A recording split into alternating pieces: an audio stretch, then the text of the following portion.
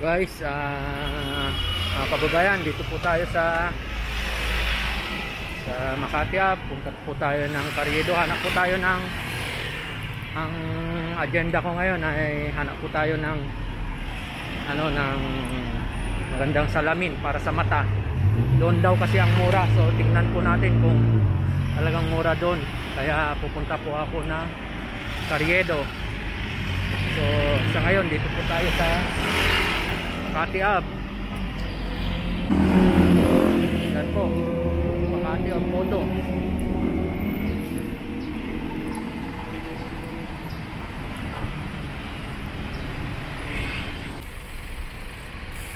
Ayun, Makati Yan po, nandito na po ako sa Benja Corner Top. Sakay po tayo ng MRT ay LRT. So tingnan natin kung saan tayo sasakay dito.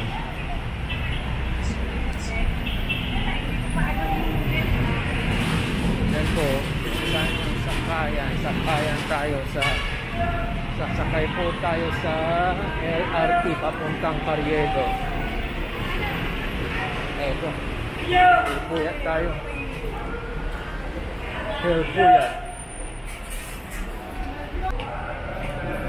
Hilpuyat, sa Hilpuyat station to. Hilpuyat, papunta tayo ng Carriedo. Paano kaya ang dito pamasahe?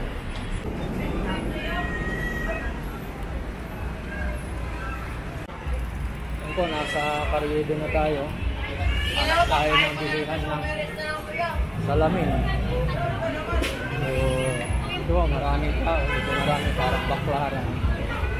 So hanap po ako ng salamin. Bilihan ng salamin. Ngayon lang naman po ako pumunta dito. Nabalitaan ko lang na dito raw ang bilihan ng murang salamin. Ayun, may nakita tayo. Ayun, banda roon. Murang salamin. Ito, nandito na po ako. Mura lang talaga dito. Thai transition at saka multi-coated.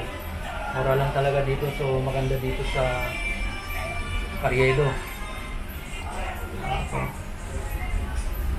Hindi bang mag-vlog? Hindi, inaano ko lang kasi gumagawa ako ng content ko.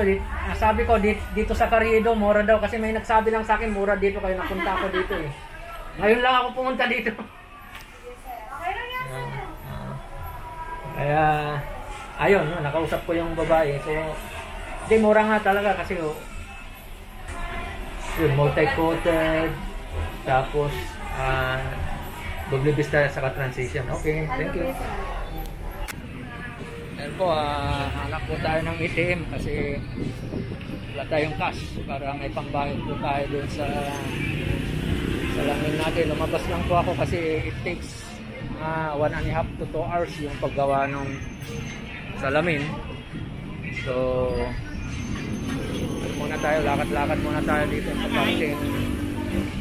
Hanap muna tayo ng ATM dito sa parting dito, Carriedo. Ayan po. So kababayan, ito po actually first or second time kong pumunta dito, kaso lang tagal na yun. Hanap tayo ng ATM. Ayun, may ATM dito. Withdraw muna ako. So habang naghihintay tayo, palakad-lakad tayo dito sa lugar. Harap tayo ng makakainan natin. Wala ko sa Jollibee ako kakain.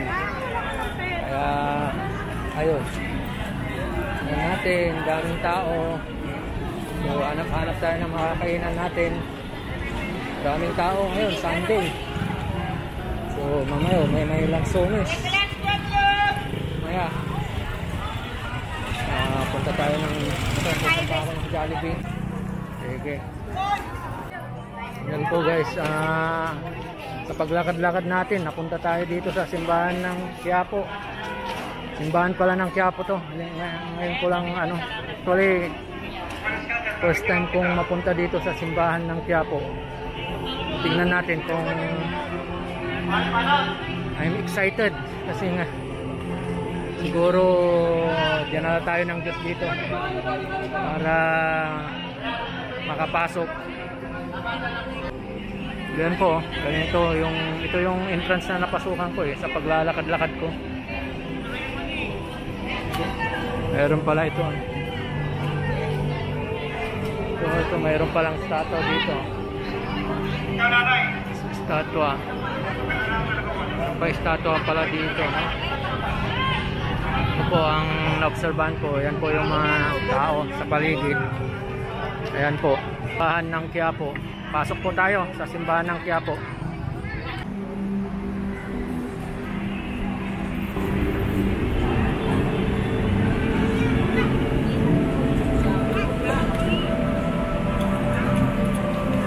tayo dun sa bandang harap. Pwede po. Masalog po tayo ng simbahan ng Quiapo. I'm so excited mga kababayan dahil this is my first time to here. Gusto ko pong pumunta doon sa bandang harapan ng Quiapo para yung sa facade po ng Quiapo ng Quiapo Church kung libasan po dito. Dito po. Sige, salamat po. Ito po.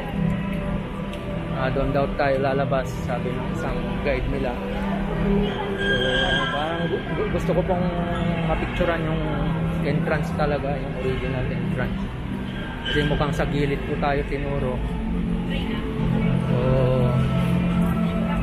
kasi nandito na rin po tayo. So, as I said, this is my first time to go here, na pumasok dito sa simbahan ng Quiapo. So, ikot po tayo ng konti. Ikot po tayo ng konti. Ikot po tayo ng konti para makita natin yung fasad ng simbahan. Kita natin. Dito yung pinagsushootingan ng Batang Quiapo. So, puta na ito po yun. Ayun. Ayan po yung fasad na sinasabi ko. So, dito pala yun. So, ito yun yung hinahanap ko po na fasad ng Quiapo. Ganda. I was blessed really na nakapunta dito. Ang ganda ng feeling po mga kababayan. This is my first time na pumunta dito. So, ang ganda po ng harapan po ng simbahan ng Quiapo. Ito po yun. Ito po yun mga kababayan. Wow, what a feeling. I was blessed.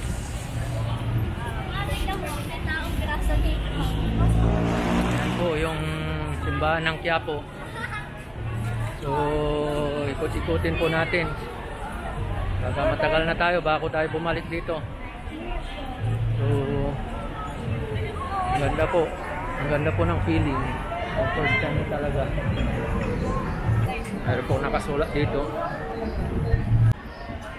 Galin po natin yung mas natin para makita natin. Yung sa background ko po yung simbahan ng Quiapo. So, Lord, thank you Lord. Parating po tayo dito. Salamat po Lord. Ito po yung dito nakita ko yung sa Batang Quiapo dito sinuting So, kababayan, so ito po accidental po, nagpagawa po ako ng salamin, napunta po ako dito. So, ayun po, this is my story today. So, maraming salamat sa Diyos at yung pa natin dinala tayo dito accidentally, hindi ko po to plan na pumunta dito. So, yun po, medyo mainit, nasa labas po tayo. Guys, what can I say? I'm just happy. Ganito po ang buhay. Tatapos lang po ng misa, so nakalabas na po ako sa simbahan. So kumbaga yung pagpapagawa ko ng salamin, parang nagkataon lang na napunta ako dito. Actually sa totoo lang, hindi ko alam talaga na sa Carriedo malapit na pala tong Quiapo Church. So I was amazed na at least nakapagpagawa na ako ng salamin ko, nakapagsimba pa ako dito sa Quiapo Church.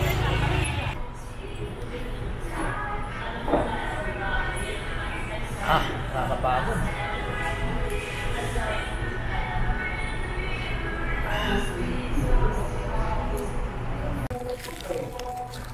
Tayo po tayo.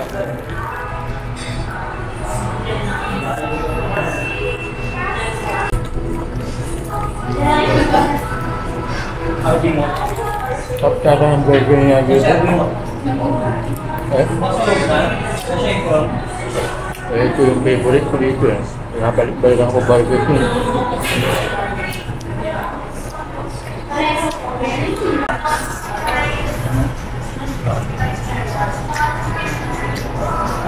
Ang klase ang burger ng Burger King.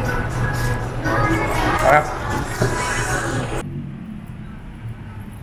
So guys, to recap, ito po yung nabili kong salamin. Ito po. So yung ginawa po natin doon is, ang purpose talaga natin doon is pumili ng salamin. So nagkataon doon pala sa Carriedo, doon din pala yung simbahan ng Quiapo. Ngayon ko lang nalaman dahil hindi naman ako masyadong pumapasyal-pasyal, kahit medyo tagal ko na dito sa Maynila. So para malaman nyo kung magkano po yung pinambili ko ng salamin, it's multi-coated na po, transition, pero double bistay. So inabot lang po ng 1.3. So depende rin yan sa mata mo. So para sa akin, kung naghanap kayo ng on the budget, doon ako nakahanap para sa akin lang. So it's up to you kung saan din kayo pupunta, pero doon ko po nahanap yung murang salamin po. Ito po yun. So guys, hanggang sa muling vlog, maraming salamat.